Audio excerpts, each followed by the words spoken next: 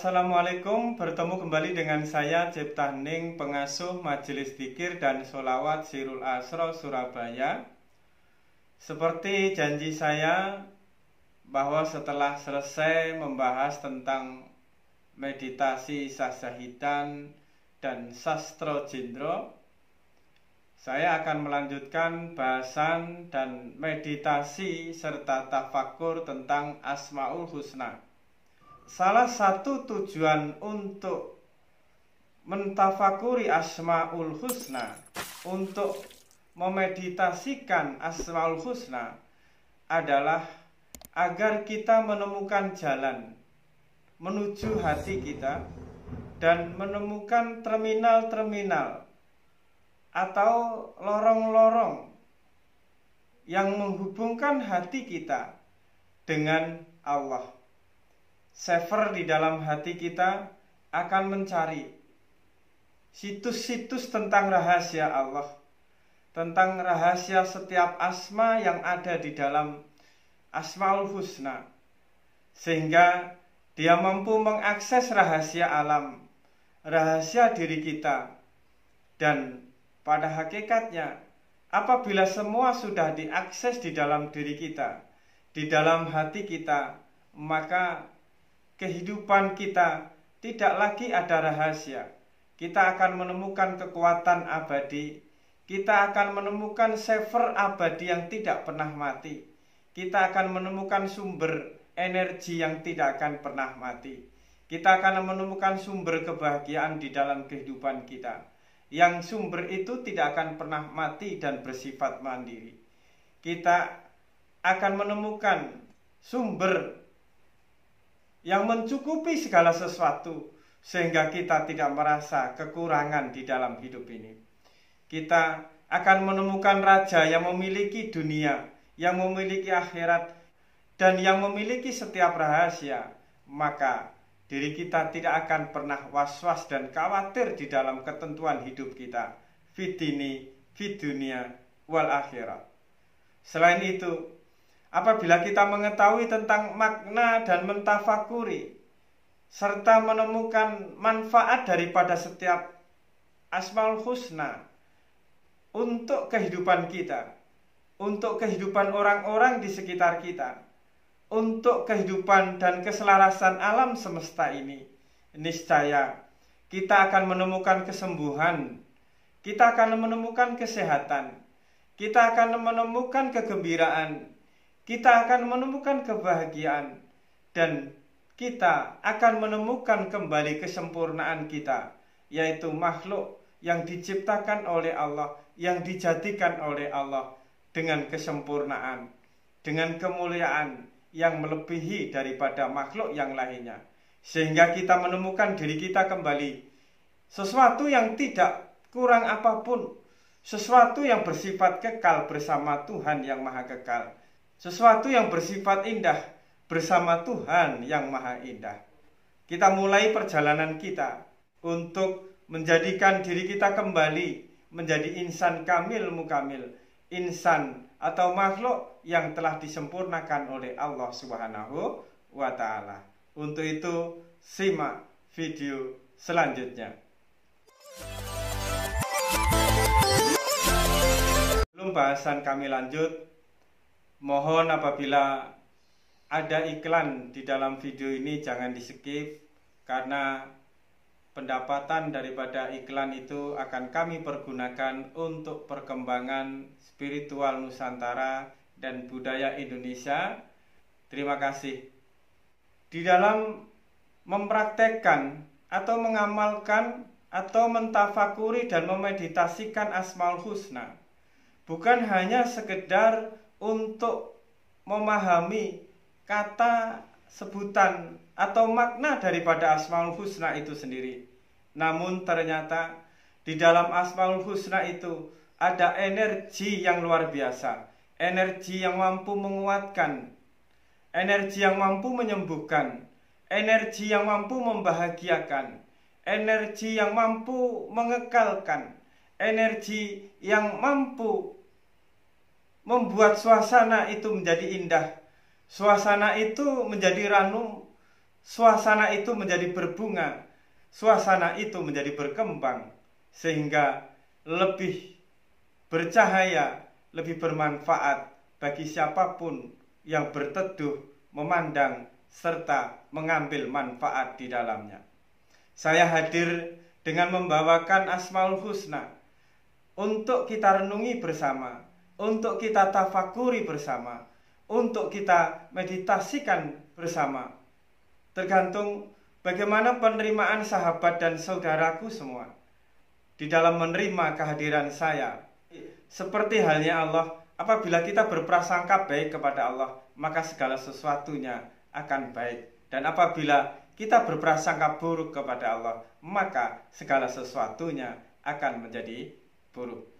Allah menciptakan manusia agar manusia itu memuji Allah, mengagungkan Allah.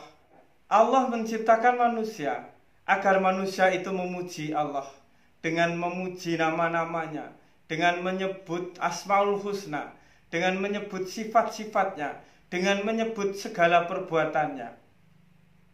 Dan Allah menciptakan manusia agar menjadi cermin baginya, sehingga manusia itu mampu menangkap keindahan Allah, sehingga manusia itu bermanfaat bagi orang lain, bagi alam sekitarnya. Bismillah adalah suatu ungkapan yang mengandung rahasia. Apabila kita menghadapi sesuatu, bertemu dengan orang baru, bertemu dengan hari yang baru, bertemu dengan bulan yang baru, bertemu dengan tahun yang baru, bertemu dengan orang-orang yang baru, bertemu dengan pekerjaan yang baru, bertemu dengan aktivitas yang baru, bertemu dengan pemikiran yang baru, bertemu dengan ide yang baru, bertemu dengan sesuatu yang baru di dalam kehidupan kita, yang baru kita pikirkan, yang baru kita rasakan, yang baru kita ketemui, dan lain sebagainya. Maka ucapkanlah bismillah. Karena sesuatu yang kita temukan di dalam kehidupan kita yang kita belum pernah mengalami dan kita belum pernah menemukan, agar pertemuan yang awal itu, agar pengalaman awal itu membawa manfaat, membawa berkah, membawa keberuntungan, membawa keberlimpahan, membawa kebahagiaan, membawa kesenangan, maka ucapkanlah dengan bismillah. Ketemu orang baru, bismillah. Bertemu dengan pekerjaan yang baru, bismillah. Mempunyai ide yang baru, bismillah. Mempunyai usaha yang baru, bismillah. Dan selanjutnya, sesuatu yang baru yang bersifat positif, maka ucapkanlah bismillah.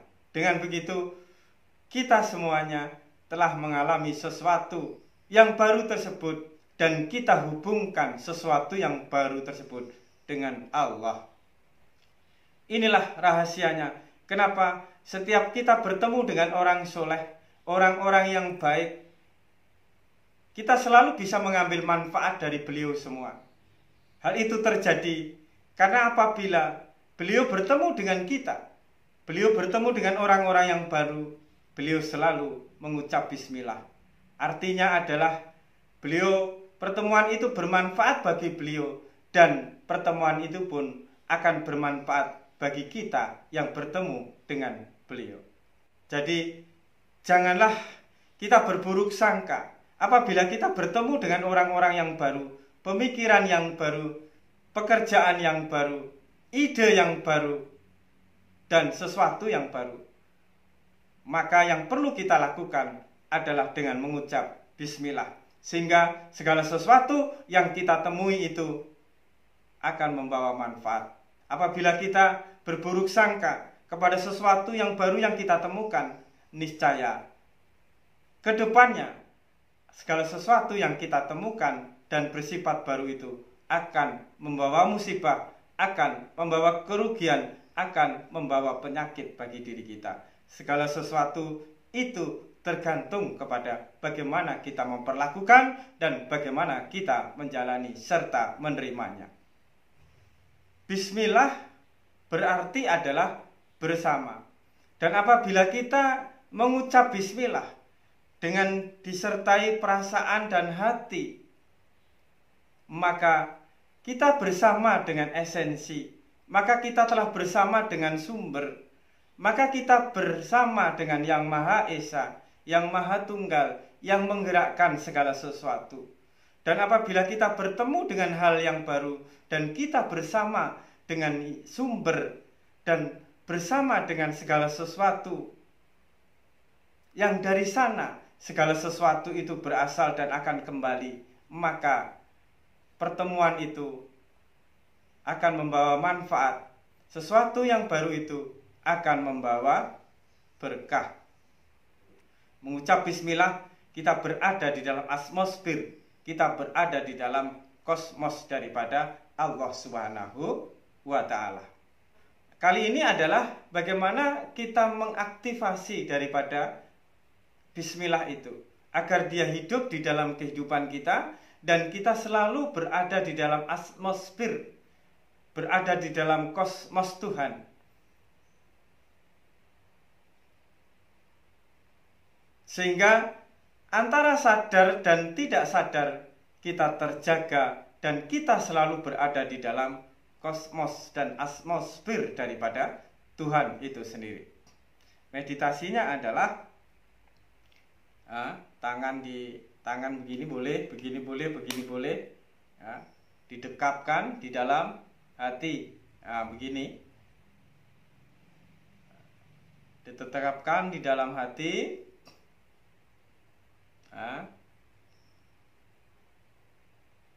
dengan lembut, dekapkan di dalam hati dengan lembut, ya, napas tetap wajar dan perlahan.